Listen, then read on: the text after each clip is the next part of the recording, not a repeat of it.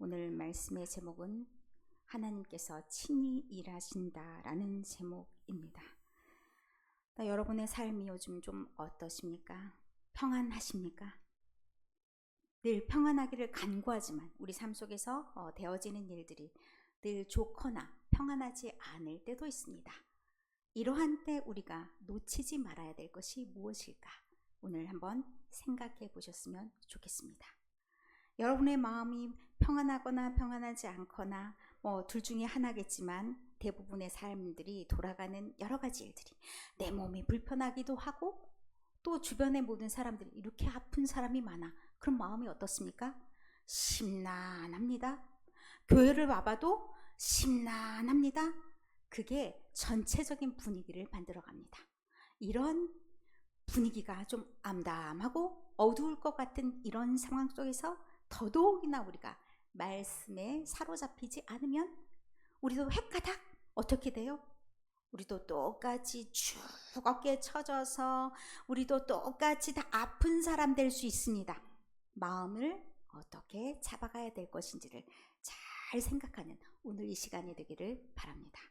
자, 오늘 말씀은 사실은 사도행전 16장부터 시작되는 바울의 2차 선교 여행 가운데 하나입니다. 고린도에서 일어난 일들에 관한 이야기인데 유럽 쪽으로 진출해서 2차 전도여행이 주로 이루어지면서 1차 전도여행지를 방문하고 한편으로는 영역을 확장하는 그런 가운데 있습니다. 그러면 엄청 쭉쭉쭉 뻗어나가는 그런 느낌이어야 되는데 오늘 여러분의 말씀을 딱 읽으면서 와, 경사났네? 이런 분위기입니까? 그런 분위기는 조금 아닌 듯? 두려워하지 말라는 말씀도 있고 그런 저런 이야기들이 있습니다. 근데 2차 전도 여행지를 보면 여러분이 알고 있는 그리고 우리 성경에도 등장하는 곳들이 곳곳에 등장합니다. 하도 지도가 코딱지만 해가지고 우리 화면이 이게 한계가 있어요. 그러다 보니까 어디를 말하는 건지 알 수가 없을지 몰라요. 혹시 여러분의 성경책에 지도가 조그맣게 나와 있는 곳이 있으면 그것을 참고해서 보면 도움이 될 줄로 믿습니다. 그런데 참 많은 사람들을 또 만나는 만남의 장이기도 합니다. 2차 전도 여행지를 통해서 많은 사람들을 만나게 되는데 1차 전도부터 이렇게 연결되어 있는 사람들도 있습니다. 디모데와 같은 사람. 디모데가 동력자로 세워지고 이제부터 교육을 받고 이것이 어디서부터 시작되었냐? 1차 전도 여행부터 시작이 됐는데 본격적인 발탁은 2차 전도 여행에서부터 됩니다. 더베, 누스드라 이런 곳이 나오는데 조금 더 이쪽에 붙어 있죠. 어디 쪽? 아시아 쪽에 좀 더 붙어 있는 곳부터 시작을 해서 그리고 빌립보 들어보셨죠? 빌립보서 있잖아요. 데살로니가 전후서가 있죠. 베레아는 나오진 않은데 어디에 나중에 등장하냐? 이제 베레아 교회는 사실은 등장을 많이 하진 않네요. 7교회 이런 교회에서 등장을 하고 그 다음에 이제 고린도가 등장을 합니다. 고린도, 에베소가 마지막 종착지.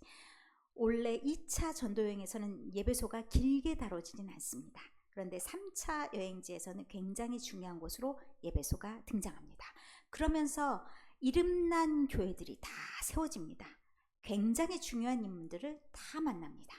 그러면 사람을 만나고 막 일들이 막 벌어지고 그러면 전도 양양하게 막 고속도로 쭉쭉쭉 뻗어나가듯이 일이 잘 되었으면 좋겠는데 사실은 그 일을 만들어 나가기까지 그냥 저절로 이루어지는 것은 하나도 없습니다. 그 과정 고비가 마음 졸이며 힘써 일하는 사람, 그 사람들로 인해서 그 일들이 만들어짐을 보게 됩니다. 바울은 원래 성격도 있잖아, 남자답잖아, 불도저 스타일. 그렇지만 그에게 정말 그러한가 하는 것이 오늘 복음을 통해서 우리에게 말씀합니다. 그도 고민이 있었고 그도 힘들고 지침이 있었고 두려워하는 마음도 있었고 걱정하는 마음도 있었고 이 말씀이 다 오늘 안에 드러나 있습니다. 자, 오늘 이렇게 여기까지 오게 된 사람들이 있습니다. 자, 실라와 디모데가 오늘 본문 딱 읽을 때 처음 등장하죠. 그런데 그 전에 어떤 사람들이 또 등장하냐? 1절부터 4절까지 읽지 않았는데 아굴라와 브리스길라라는 사람들도 로마에서부터 고린도까지 오게 된 이야기가 있습니다. 글라우디오 칙령이라는 것이 발표되면서 유대인들은 로마에서 못 살아. 징그럽게 싸우기도 잘 싸우네. 그러니까 너희들은 여기서는 좀 우리에게 문제가 될 소지가 있어. 나가줘. 이렇게 돼서 추방을 하게 됩니다. 그러면서 흘러 들어온 게 로마 어디까지 왔냐? 고린도까지 오게 됩니다. 이 사람들이 굉장히 큰 바울의 동역자가 됩니다. 이른바 천막 제조업자로서 같이 동업도 같이 하면서 매일매일 그들이 나눈 얘기가 뭐였겠습니까? 우리가 어떻게 하면 누구에게 복음을 전할 것인가 의논했을 겁니다. 그렇게 든든한 동역자가 되어갑니다. 나중에 이름 순서가 바뀐다고 말씀을 수요 예배 오신 분들은 압니다. 브리스길라, 아굴라 이렇게 바뀐다고요. 누가 더 말씀을 잘 양육했냐? 브리스길라가. 그래서 명칭 순서가 바뀐다라고 말씀을 드렸고 그만큼 든든한 동역자가 있습니다. 무엇을 해도 할 수 있을 것. 저는 그렇습니다. 그렇게 같이 할 사람은 손바닥이 마주쳐야 소리가 나듯이 그런 동역자가 있으면 무엇이든지 다 가능할 것 같습니다. 그러나 돕는 자만 있는 건 또 아니기 때문에 바울이 염려하고 걱정하는 일들도 있었습니다. 그리고 지금은 완전히 같이 일하기 전의 상황이죠.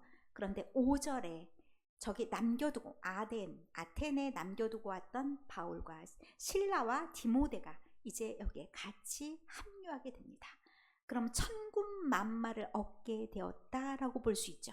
그런데 이들이 내려왔다라고 할 때 그리고 5절에 하나님의 말씀에 바울이 붙잡혔다라고 할 때 이게 그들이 능동적으로 자기가 행동을 했다가 아니라 이게 그 외국어에 보면은 수동태라는 것이 있습니다. 누군가 행위를 해서 자기가 당하는 꼴로 나타나 있습니다. 그러면 이들이 저절로 한 것이 아닙니다. 그 역사를 누군가는 이끌어 가셨다라는 말씀입니다. 말씀을 누가 줬습니다. 그래서 말씀을 딱 주고 잡았습니다. 그 사람은 따로 있습니다. 바울이 저절로 하는 것이 아니라 그리고 실라와 디모데가 한 것이 아니라 그들은 이렇게 흘러 들어왔어. 그리고 말씀으로 붙잡혀 있어. 그렇게 하면서 어떤 일들이 생기냐? 복음을 전파할 수 있도록 하게 됩니다. 그 일들을 누가 이끌어 가시는지는 조금 보도록 하겠습니다. 그런데 이 정도 막 힘을 딱 모아서 일을 하면 싹 신경들이 딱 거기로 싹 쏠리고 막 다 쳐다보고 그러면 참 좋겠죠. 무슨 일을 할 때 힘이 안 나는 이유가 뭡니까? 너는 하든지 말든지 난 관심이 없어 이런 태도면 정말 속이 상할 뿐만 아니라 기운이 쭉 빠집니다. 그런데 이 7절의 말씀에 보니까 그들이 대적하여 비방하거늘. 그들이 누구입니까? 유대인들. 유대인들이 또 대적하여 비방합니다. 그렇게 하면 바울이 힘이 안 생기죠. 바울은 어느 지역에나 가면 먼저 회당을 방문했습니다. 왜? 그들은 하나님의 복음이 있는 사람들이기 때문에 가능하면 구약에 말씀했던 그 하나님, 너희가 아직 모르는 그분이 지금 이 땅에 오신 그 예수다라는 것을 증명해 보였는데 안 믿어요. 그러니 바울이 어떻게 해요? 탁탁탁 털고 너희 피가 너희 머리로 돌아가라 라고 하면서 어디로 돌아갔다라고 얘기하냐면 이방인에게로 전도 영역을 바꿨다, 방향을 바꿨다라고 얘기합니다. 우리가 어떤 일을 계획하고 나아갈 때 때때로 우리가 모든 것을 결정한다 생각하지만 그렇지 않습니다. 잠언 16장 9절의 말씀에도 있습니다. 뭐라고요? 우리가 막 마음에 계획을 해요. 아이고 난 이렇게 해야겠네 계획한다고 모든 것이 이루어지냐? 아니라고요. 그 걸음 하나하나가 이루어지는 건 누구에 의해서냐? 하나님에 의해서다. 여호와 하나님에 의해서다. 무슨 일이 되려고 하면 아이고 내가 딱 계획하고 내가 일을 하기만 하면 척척척 잘 돼. 이게 아니라 하나님이 도우셔서 그 길을 인도하셔서 그 길이 된다. 이렇게 말씀하고 있습니다.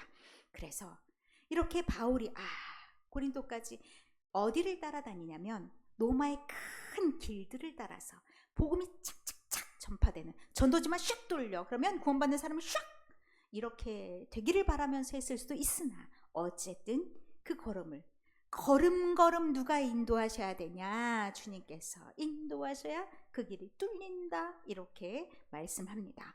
그런데 바울이 이렇게 마음을 먹어놓고 이제 어디로 장소를 옮기냐?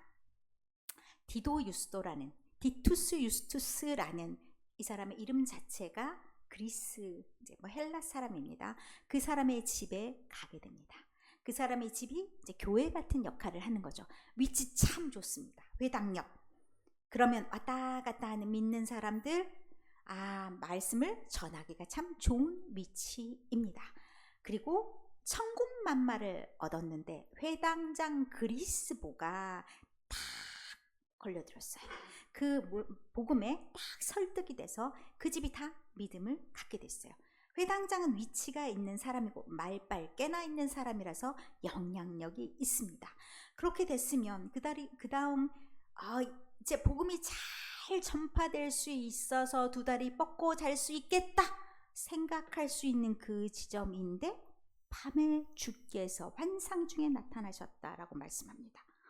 왜 이런 말씀을 들려주시는 걸까라고 생각할 때 우리는 바울의 지금의 심리 상태를 한번 유추해 볼 수가 있습니다. 바울이 지금 어떤 일들을 겪고 여기까지 왔냐 하면요, 투옥의 경험이 있습니다. 옥에 갇힌 경험. 사실요, 한번 그런 경험을 하게 되면 두려운 마음이 생기죠. 그런 비슷한 상황이 되면 이렇게 중요한 사람이 믿음을 가졌네 기뻐하라가 아니라, 혹시 이게 또 빌미가 돼서 내가 또 감옥에 갇히는 일이 생기지 않을까? 인간적인 염려가 있을 수 있습니다. 16장 22절에 23절에 복음 그 말씀에 보면 그 바울이 감옥에 갇힌 이야기를 얘기합니다. 그러니까 머릿속에 땅 때리면서 지금 이 상황이 또 비슷해져 가는데? 라고 두려워할 수 있는, 염려할 수 있는 상황이 되는 겁니다. 또 한 가지 일들이 있겠죠. 회당장까지 믿으면 가장 신경이 곤두설 사람들이 누구겠습니까? 유대인들이 얼마나 집요하냐면, 이런 끈질김이 있으면 뭔 일을 해도 할 것 같아요. 어떻게 하냐? 자기 지역도 아니야. 그런데 남의 지역까지 저 사람 그냥 놔두면 안 된다. 너네 지역도 싹쓸이 할 수 있으니 미리 저 사람을 싹을 잘라야 돼 하고 다니는 곳곳마다, 자, 데살로니가에 있었던 사람들이 어디까지 왔냐? 베레아에도 왔습니다. 그러면 여기 오지 말라는 법이 없습니다. 그리고 또 선동해. 그러면서 어떻게? 저 사람은 그냥 가만 놔두면 안 되니까? 그럼 또 어떻게 해야 됩니까? 갈 바를 알지 못하고 그러다가 또 다른 곳을 찾아가서 가야 되는 도망자 신세, 피신을 계속해야 되는 거 쉽습니까? 한 번도 징그럽습니다. 도망 한 번 쳐서 숨어 사는 게 쉽지 않은데 또 다른 길로 간다는 게 결코 쉬운 마음들이 아닐 겁니다. 그런데 그 상황이 연상이 될 수 있습니다. 그래서 그 밤에 하나님께서 그에게 나타나신 겁니다. 그의 마음을 다독여주기 위해서, 그리고 그에게 힘을 얻게 하기 위해서, 그리고 나아갈 방향을 가르치시기 위해서 밤중에, 환상 중에 나타나셨습니다. 이전에도 이런 경험이 있습니다. 환상을 딱 보게 되면 아마도 바울도 그때 그 순간을 기억할 겁니다. 언제였었냐? 16장 9절에도 이제 비두니아라고 조금 더 아시아 쪽으로 나아가고자 했는데, 밤에 환상에 예수님께서 바울에게 마게도냐 사람이 나타나서 또 이렇게 현몽해 주는 내용이 나옵니다. 우리에게 와서 우리를 좀 도와줘라. 누가 그 환상을 준 겁니까? 하나님께서 주셨습니다. 그리고 그가 나아갈 방향이 아시아 쪽이 아니라 유럽 쪽으로 진출할 수 있도록 이끄셨습니다. 그 하나님이 또한 지금 지금 절체절명의 순간일 수도 있고 두려움에 달달 떨 수도 있습니다. 사실 바울 정도 되면 다른 사람 앞에서 겁나 용기 있는 척 해야 될 겁니다. 아무 두려움이 없는 것 같이 행동할 겁니다. 그러나 집에서도 똑같으란 법은 없습니다. 그 마음에 부담이 있고 그 마음에 더 큰 사명도 있으면서 여러 가지 마음이 있을 수밖에 없는 그에게 나타나셔서 말씀하십니다. 9절 10절의 말씀입니다. 밤에 주께서 환상 가운데 말씀하십니다. 두려워하지 말아라. 침묵하지 말고 말아라. 두려우면 어떻게 합니까? 내가 말을 잘못하면, 내가 말 안 하고 가만히 있으면 그냥 나를 내버려 둘 수도 있겠다, 이런 마음이 들 수도 있지 않습니까? 그러나 내가 너를 선택한 것은 그런 것 때문에 선택한 게 아니야. 너는 너에게 주어진 복음을, 내가 너에게 뿌려준 씨앗을 그대로 뿌려야 돼 라고 말씀하시는 겁니다. 그렇게 바울에게 말씀하시면서 다음 말씀을 들려주십니다. 내가 너와 함께한다. 그러니 두려워할 필요가 없고 누구도 너를 해치지 못할 것이다. 그러니 그것 때문에 걱정할 필요도, 염려할 필요도 없다라고 말합니다. 이 마음이 누구의 마음에 비교할 수 있을까? 가장 유사한 마음이 누구의 마음이었을까 생각해 보니까 딱 엘리야가 떠오르더라고요. 엘리야가 어떤 일이 있었습니까? 엘리야도 바울 못지않은, 바울보다 더 큰 담력으로 누구랑 싸웠습니까? 바알 선지자들과 싸웠습니다. 겨루기에서 한판승을 대대적으로 이겼습니다. 그러면 용기 백배에서 모든 일들을 다 끔쩍 않고 행할 것 같은데 어떤 말을 두려워했냐면, 너 죽여버려 라고 하는 그런 말을 두려워해서 어디로 숨었냐, 숨어 들어가서 조용히 혼자서 차라리 노뎀나무 아래서 나 진짜 죽어도 되는데 라는 마음으로 저기에 앉아 있었습니다. 나 혼자, 아무도 남아있지 않고 나 혼자만 그렇게 있을 것 같은 그런 마음이었습니다. 나는 혼자고 나머지는 다 이방 신들을 숭상하는 사람, 나를 도울 사람은 아무도 없는 그런 마음, 그런 마음으로 오직 나만 남았거늘 하고 하나님께 말합니다. 그러니 하나님이 뭐라고 말씀하시냐? 그 말이 맞아? 아니다. 내가 7,000명을 남겨두었다. 그들이 바알에게 무릎을 꿇지 않았다. 그들도 믿음이 있다. 그런데 왜 너는 지금 혼자 남아있다고 한탄하며 있느냐? 아니다. 내가 너를 살릴 것이니 너는 너의 일을 하라 라고 말씀하는 겁니다. 그 상황이 오늘 바울에게도 주어져 있습니다. 바울도 절체절명의 위기 앞에 서 있다. 나는 또 어디로 가야 할 것인가? 나는 또 이 어려움을 어떻게 극복할 것인가? 여기서도 떠나야 되나?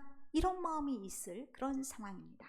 그런데 하나님께서 지금 이렇게 말씀하시는 것은 하나님이 도우시겠으니 너는 너의 길을 가라. 내가 너와 함께한다. 임마누엘. 언제는 내가 함께하지 않았냐? 어제의 하나님이 아니다. 오늘 너와 함께하는 그 하나님이다 라고 말씀하시는 겁니다. 그렇다면 설사 어려운 상황이 벌어진다 할지라도 두려워할 이유가 없는 겁니다. 누구 일입니까? 내 일 아닙니다. 하나님의 일입니다. 사실 제가 이 말 할 때 좀 찔림이 있었습니다. 저도요, 솔직히 말해서 아프신 분들이 너무 많고 어디론가 들어가시는 분들이 너무 많고 이 상황을 어찌해야 되는가, 하나님 제가 어떻게 감당을 하라고요, 이런 마음이 있었습니다. 그런데 땅 한 대 때리는 그 말씀이 저에게 오더라고요.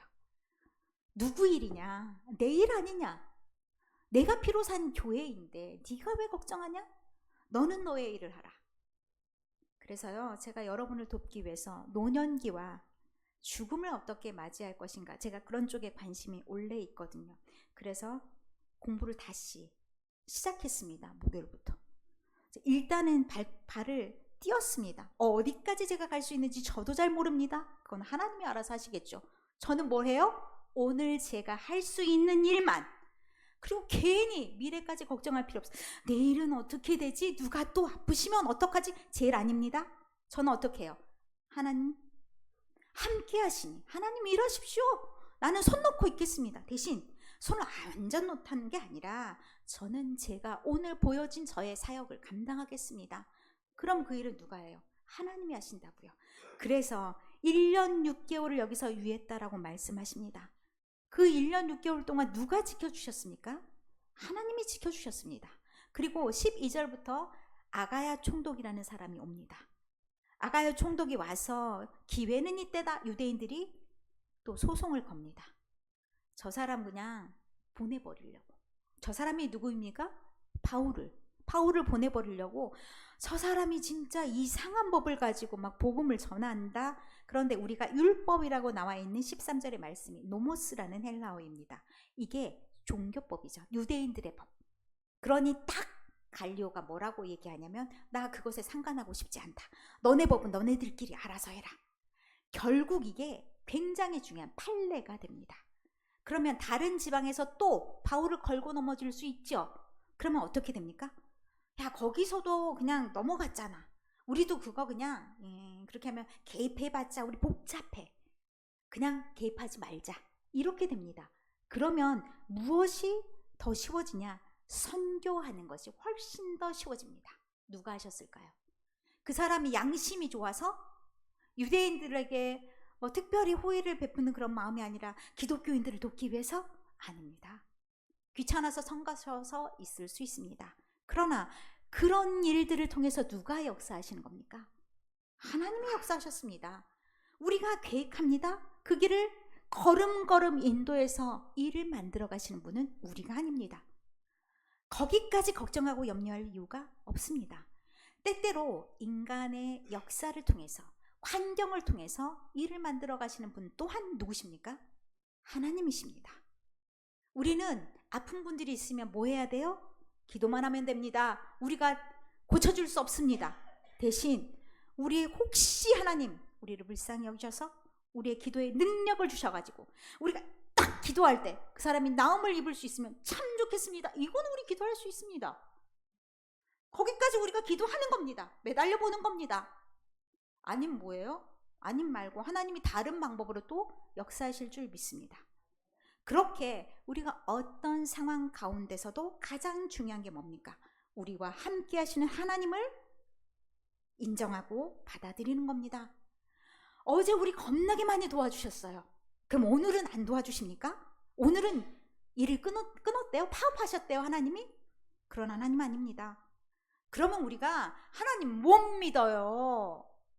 그렇지만 오늘도 일하시는, 오늘도 우리와 함께 하셔서 야, 너네 힘으로 다 해. 쓱 밀고 이렇게 하시는 하나님이 아니시라고요. 친히 우리 손을 붙잡고 말씀도 넣어주시고 그리고 갈 길도 보여주시고 그렇게 인도하시는 그 하나님을 믿는다면 우리 조금 답답한 상황이 벌어졌다고 힘들어서 못 살겠네 이러면 될까요? 안 됩니다. 여러분의 마음을 새롭게 하시고 좀 아픈 사람 있으면 어때요? 아이고 우리 권사님들은 일당백인데 하나님이 그 사람을 잃으면 하나님이 손해니까 100명 채워 넣으시겠지. 이런 믿음으로 배짱으로 나아갑시다. 하나님이 일하심을 믿으면서 오늘도 그 하나님이 여러분의 삶 속에서도 역사하시고